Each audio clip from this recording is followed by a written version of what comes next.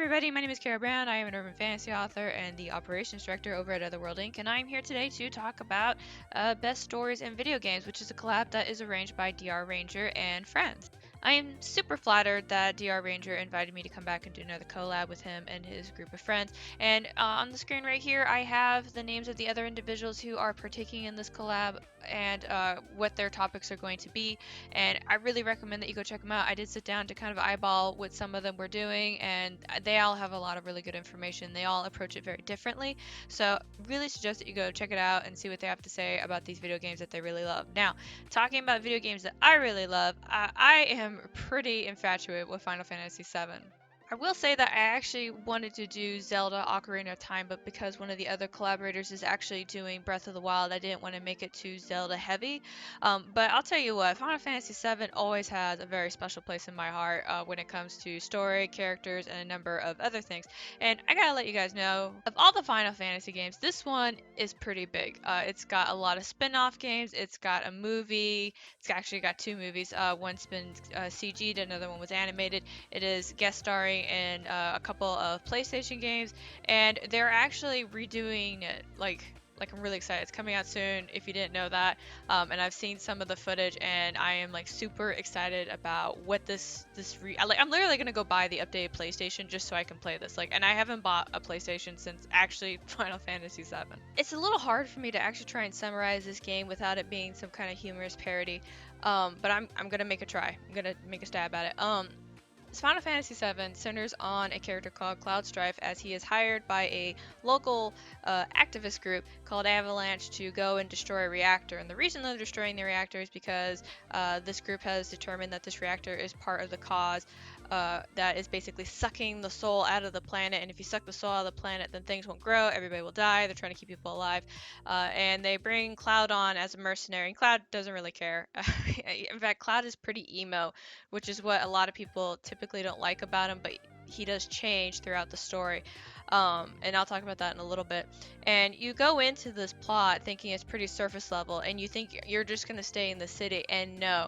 Like, the moment you hit into the deeper plot of the story, you go off into like this big expansive world. And up until then, I had never been anywhere close to anything that was open world. I mean, I had played like Zelda Ocarina of Time, and that was kind of like the closest that I could get to going somewhere else and doing whatever I wanted. But even then, that was pretty like railroad. Like, you will go talk to this person, you can't go anywhere else until you talk to this person. But in Final Fantasy VII, you could have just run all over the planet and lost yourself in the hundreds of side quests and little missions and things like that. And one of the things that ended up happening while after you progress further throughout the stories, you get very attached to these characters and what happens to them. And you know, I did end up crying at one part. I'll spare you that, but there were definitely emotional parts. And then of course, you obviously save the world and all that good stuff. And the character that you see over there on the side, that's my favorite character, and he actually has his own spin-off game, which is Crisis Core. But he is probably by far in this entire series my favorite character. And unfortunately, in Final Fantasy VII, or at least the classical version, you only saw this Mac in like flashbacks, which is a pity because he's a pretty awesome character. So besides myself, why do people actually like this game? And there's a couple different ways that you can look at. You can look at it from a fan perspective, and you can also look at it from kind of like a business perspective, which I end up usually doing both, just because that's just the industry that I'm in. I always look at things that way. And I think that's good information to share with people in general. So why do people like Final Fantasy VII so much? It is a very beloved game. And keep in mind that it is called Final Fantasy VII, which means that there were six games that came before it. Now, they're not all in the same universe, but they all do have common themes that are associated with the game in some shape or form. For example, there's some reoccurring character names that you'll see throughout. There's also summons. You've got materia, magic, turn-based system kind of stuff that's going on. Those are all pretty core fundamentals that maintain within each edition of the game. And one thing that Square Enix is really good about doing is that they build up on momentum. So they see that something's really good, they learn about what works, they learn about what doesn't work, and then they make a new edition along with trying something new, and then they see what happens after that. They also do listen to fans, and the best example that I can give you for that is actually going to be Final Fantasy XIV. Now, Final Fantasy XIV isn't a console game. I mean, it can be, but it's an online MMO, and when that game came out, it was bad. It was so bad. Like I wanted to play it and love it so much, but it was I'm not going to get into why it was bad. But Square Enix heard people saying, no, we don't like this. This is not good. This is da da da da da. And they said, okay. And they took the game offline and they completely fixed it. And then they relaunched it and thanked people for giving them their feedback. A lot of companies don't have the cojones to admit that, the product that they put out wasn't the best that it could be, nor do they have the integrity to actually go and fix it to what the fans want.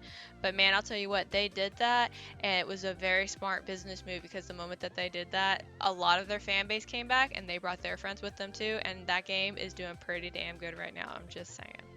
Moving on from that point, one of the big things that Final Fantasy series is really good about is making the game not just a game where you have to puzzle your way through things kind of like you did in like Zelda Link to the Past, but it's a playable fantasy novel. Like you're immersed into this story, you are getting to know all these characters, and they're not surface characters. It's not a quest giver as we like to call it. It's like, hi, I am so and so, and I live in this village, and I need you to go save the person down the road. No, a lot of these characters in these stories, they're all dynamic, they're all fleshed out, and they all have backstories, and they all have agency. I'm really big on agency, but every character has agency. So sometimes when you want to progress forward and do something, you can't do it because the person that you're trying to get you to let you into the city won't do it because he's too concerned about, his daughter who left with some lover or something like that. Like everybody's got something that's going on that motivates them and gives them some kind of agenda, and that makes them very real. Absolutely love that. And the other thing that's going on, at least at the time when these games were coming out, is that Final Fantasy was really focused on character development and plot. Like that was their bread and butter there. They wanted you to see characters change over the course of the game, and they wanted to have really intricate plots. Like this is a lot of where I get like my breadcrumb writing from, as I like to call it, because that's a lot of what Final Fantasy would do. A little tiny thing that was planted in the very like 5 to maybe 10 minutes of gameplay ends up being like a major plot point that you have to focus on later on. Like I absolutely love that. And the other thing that I've always really enjoyed with this franchise is that each each game, each story will stand on its own, but it always pays tribute to the other games, either with like you know, reoccurring names or like situations, just fun little things like that. And I always like stuff like that. But Carol, when is the Final Fantasy gonna come out? So we in the Final Fantasy fan base, we're really tired of this question because y'all know what you're doing. The Final Fantasy will come out when the company is closed. So that's the answer to that question. I'm just throwing it out there because I knew one of you was going to ask it in the comments, and I'm just knocking that one out now. So I talked about why people usually like it, and I kind of threw in some stuff about why I liked some of those things too. But those aren't the main core reasons about why I really liked Final Fantasy as much as I did. I really liked Final Fantasy VII because that was really my first story-based game. I mean, I had played Zelda Ocarina of Time, and that was really good too. But if you know anything about the Zelda franchise, it's just kind of like you're following Link and you're doing whatever Link has to do. Where in this story, like you actually get to decide about what would happen with the dialogue, and your dialogue would have repercussions.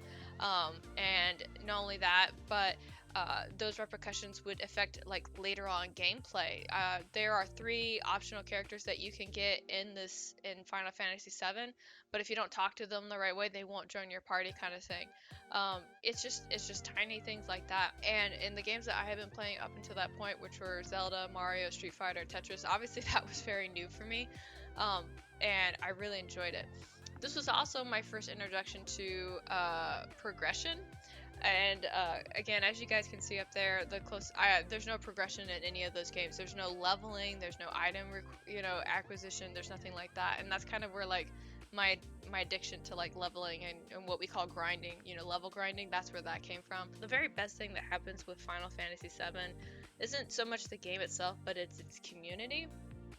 So Final Fantasy VII came out in 1997, January 1997, and at that time there was not a lot of female gamers that I could have hanged out with. I was an early teen. I was lucky that I had a PlayStation, and all that stuff. And being a female gamer at that time was just kind of like a weird, muddy area because um, in 1997, the way that people expected young girls to act is very different than how they're allowed to act now. And so if I mentioned I was playing a video game or I was really into something, I would encounter very interesting reactions. Usually I would get like kind of like the weird side eye, or in the other case, I would find people who were about as energetic about this game as I was. And the people who I found that also liked Final Fantasy VII, super cool people. They were really into stories and characters, and we spent hours going over the playing guide and trying to determine the best way to do it, and just sometimes having to cheer each other on. And it was hard sometimes because obviously some of us were a lot further along in the game than others. And so when somebody would say something about like, one of their characters, we'd be like, "Oh, yeah, yeah, that's a great character." We'd have to do things like that. Um, but and even since then, this the people who really like Final Fantasy VII still like it, and they like everything that's about it. It's always been very supported, and again, we always feel we're very loyal to Square Enix just because Square Enix does listen to its fan base a good deal of the time. I know some of you are going to throw some exceptions at me. That's fine. But I like good immersive games, and I like companies that are going to make the best product that they can for their fan base. And if you take a look at the evolution of the Final Fantasy series itself, you can tell that they are adjusting the tone to their audience as their audience continues to grow up, which I think that's really awesome. They do keep some of the older elements that we have always known with Final Fantasy, and they uh, do their best to keep it open to a wide variety of audience. But you know who their target audience is, and it's the loyal people who picked up this stuff way back in the day, and they're basically saying you're growing up, and we're going to grow this game up with you for as long as we can. And I think that's pretty cool. I just that yeah, I love that. And that is pretty much the end of my fangirling over Final Fantasy VII. I hope that you enjoyed it. I tried to keep it on point, which is kind of hard when you're talking about something that you're very passionate about. But I would really implore you guys to go and check out the other contributors to this collaboration that Danny has done for us, and go check out their videos. And like I said, they got some pretty good games in there, and I definitely I like what everybody's had to say, and I really like their own passion that shows in these videos, and I think you guys are going to as well. So, not gonna hold you up much longer. Thank you all so much for watching, and I'll talk to y'all again real soon. Okay, real quick. I have one tiny gripe. This character, Yiffy, right here, this character, most annoying character in the game. All right, I don't care if she's a freaking ninja. I could do without her.